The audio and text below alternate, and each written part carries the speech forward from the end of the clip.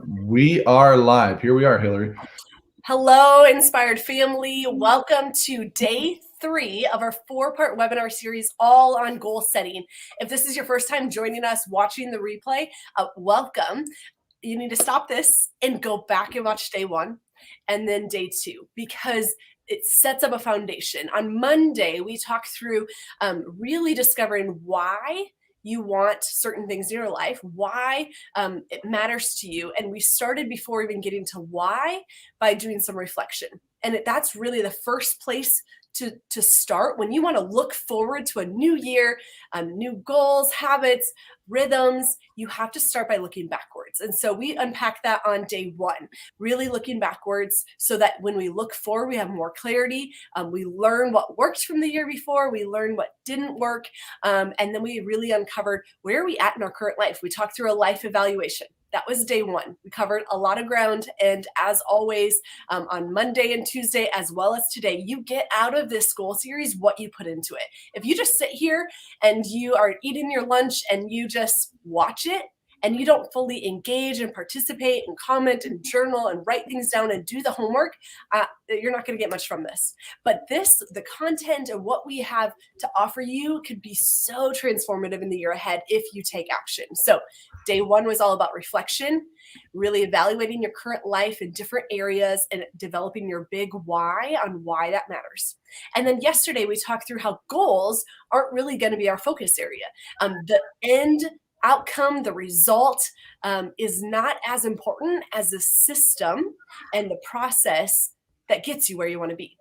And so we talked through really having your goals and your habits come out of not your outcome and your desired result, but rather your identity, and letting that be the foundation. So that was yesterday. Now today, we're going to talk all about strategy. Hopefully you have uncovered, here's the area I need to focus. And now we're going to talk through creating an action plan.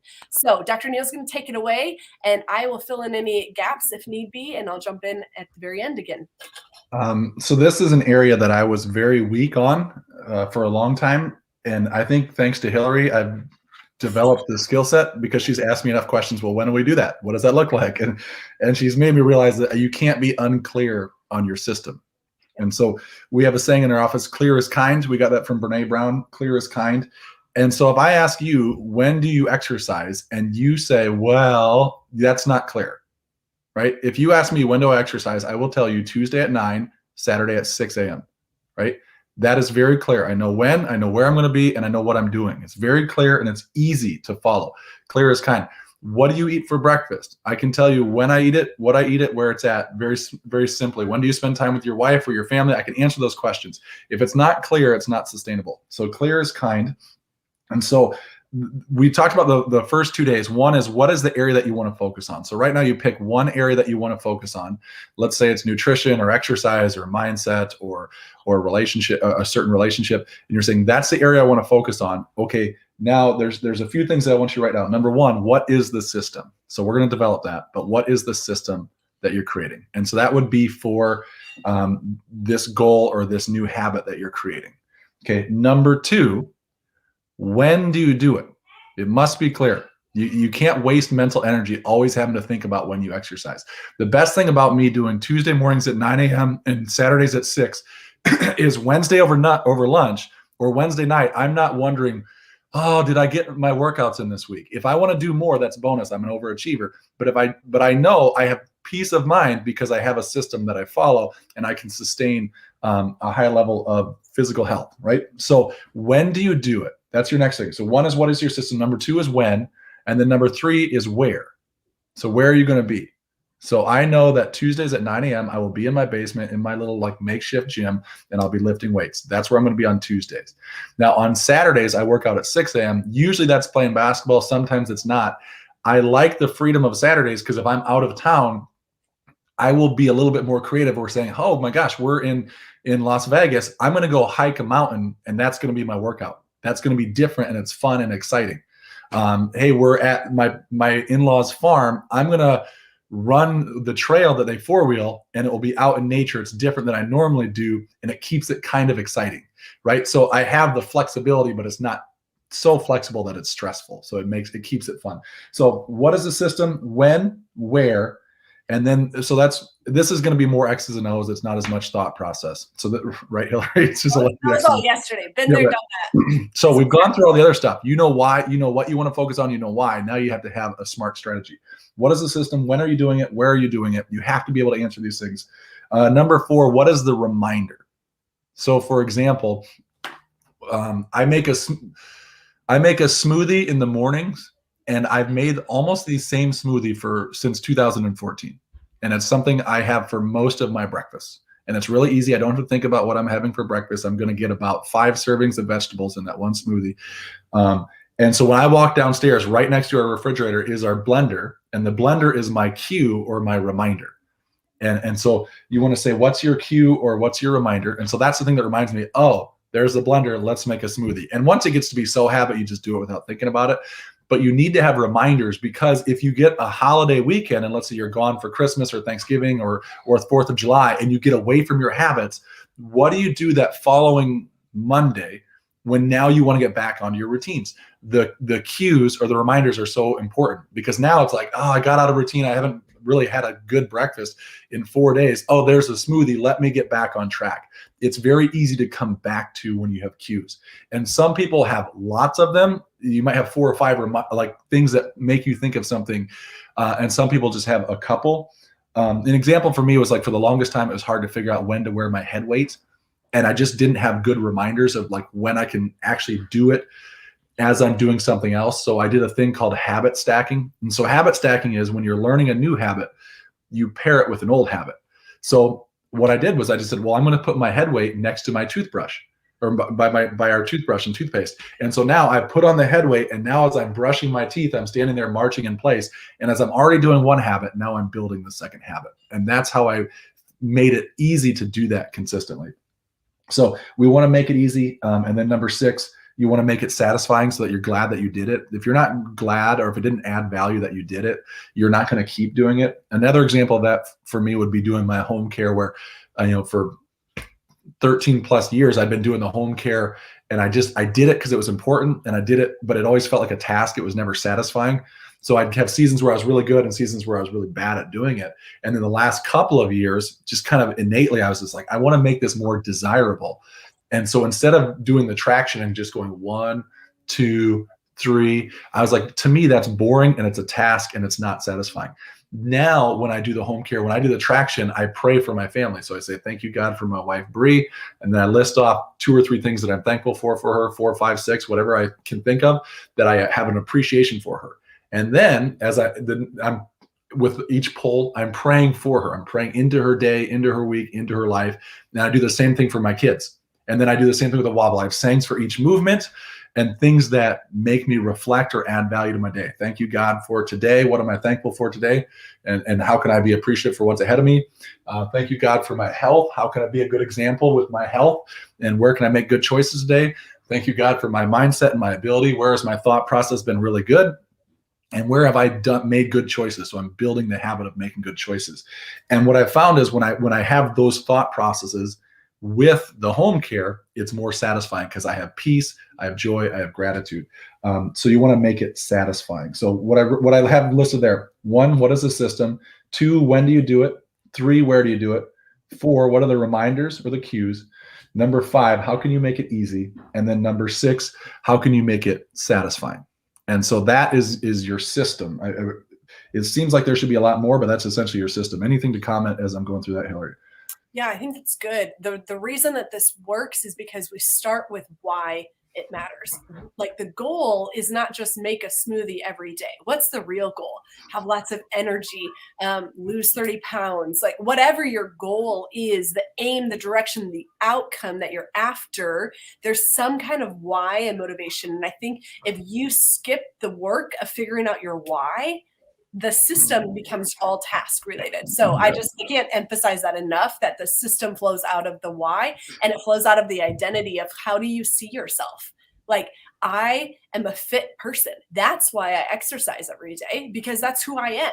And so my identity then influences my behavior and my actions.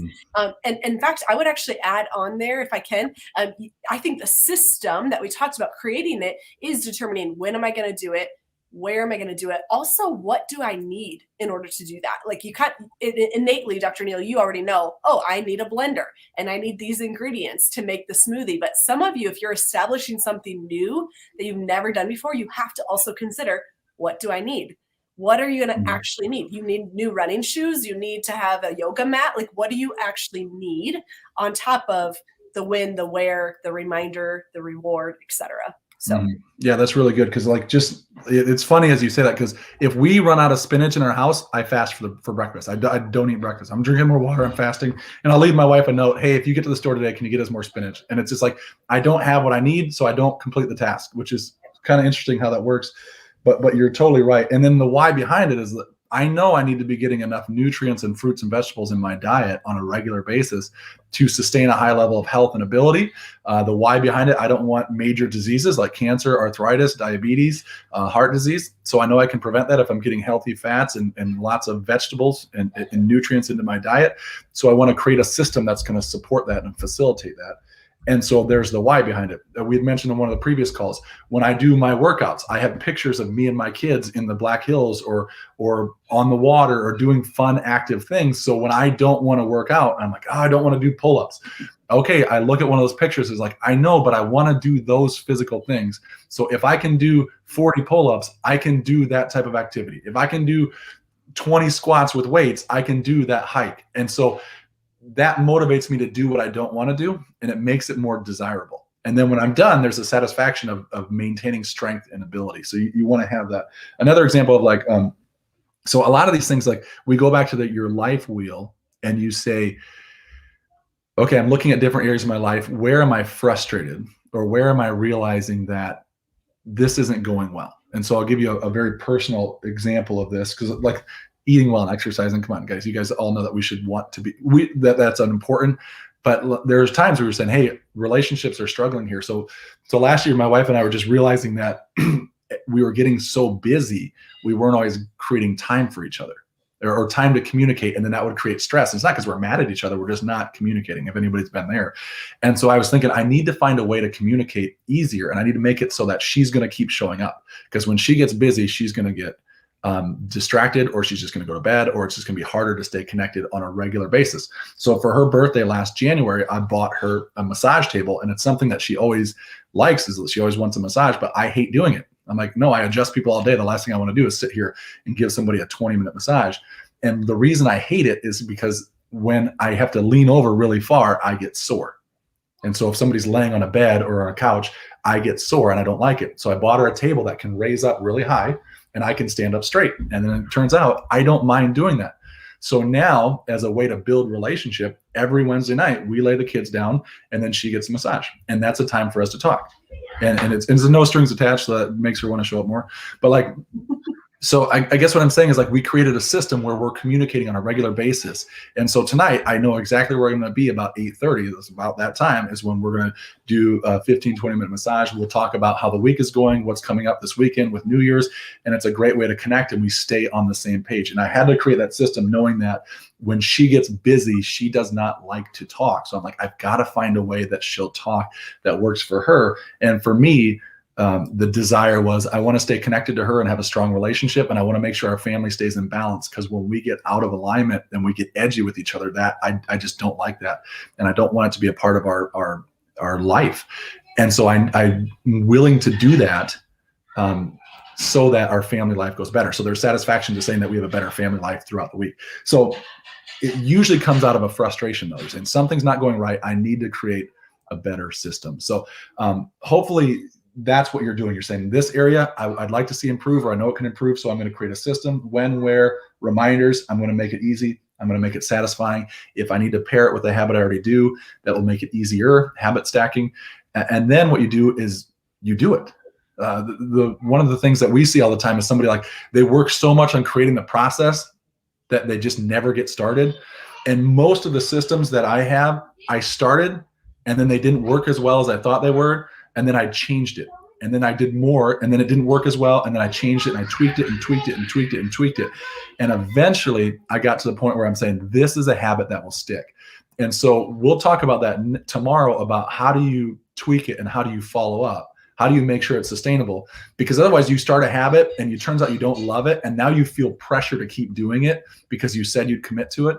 So you have to have the margin or the freedom to tweak it to what your needs are, knowing that you're probably not going to get it perfect on the first go around. So you're creating a system, you're going to work it, then you're going to tweak it, and then you're going to tweak it, and then it's going to work better for you. So it's got to serve you. The system should serve you. Yeah. So tomorrow you're going to hear about all the times that our plans, goals, systems, habits failed, and why it's actually not a failure, and why we're so grateful for that feedback and what we do when our plans don't work. We're going to unpack that tomorrow. It's going to be about 1 o'clock Central Time. And if you have questions, if this feels hard to create a system or a process and you don't even know where to start, rewatch this video and then ask us. Like, we're here in the office day after day wanting to see you excel and wanting to see you thrive in your life. And so we want to help you through it. You can leave a comment. You can ask us when you're in the office, because we're here to see you grow and mature and develop and reach your goals and live out your potential. So until tomorrow, have an awesome rest of your day. We'll see you. Thanks for joining us. Thanks.